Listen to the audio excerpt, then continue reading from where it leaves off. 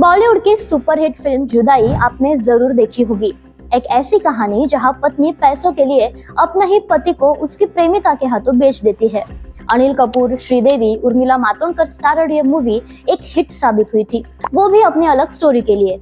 लेकिन अगर मैं आपसे कहूँ कि ऐसी ही एक कहानी रियल नहीं बल्कि रियल लाइफ में सचमुच घट चुकी है तो जी हाँ, इस बार कहानी किसी फिल्म की स्क्रिप्ट नहीं बल्कि अदालत की फाइलों से निकली है। आइए जानते हैं एक ऐसा मामला जिसने रिश्ते, प्यार और पैसों की परिभाषा ही बदल दी। नमस्कार, मैं हूं दिया और आप देख रहे हैं झेप हिंदी।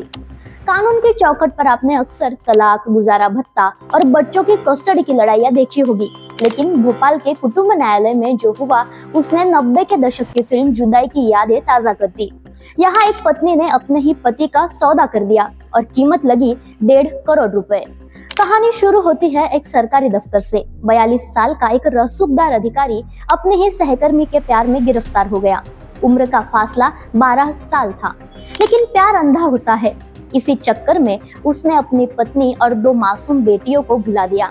घर तो युद्ध का मैदान बन चुका था।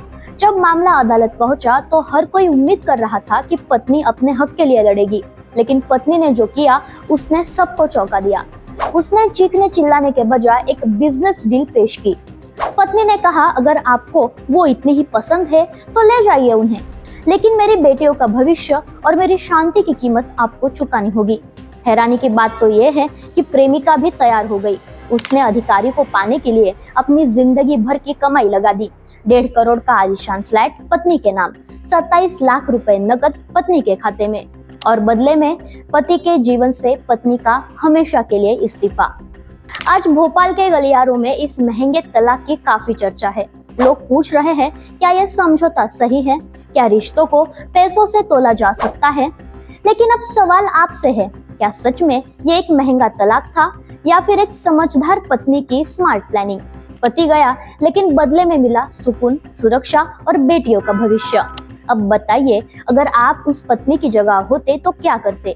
जुदाई पार्ट 2 की इस कहानी पर आपकी राय हमें कमेंट करके नीचे जरूर बताइएगा, और ऐसे ही नए वीडियोस के लिए झेप हिंदी को सब्सक्राइब करना बिल्कुल ना भूलिएगा।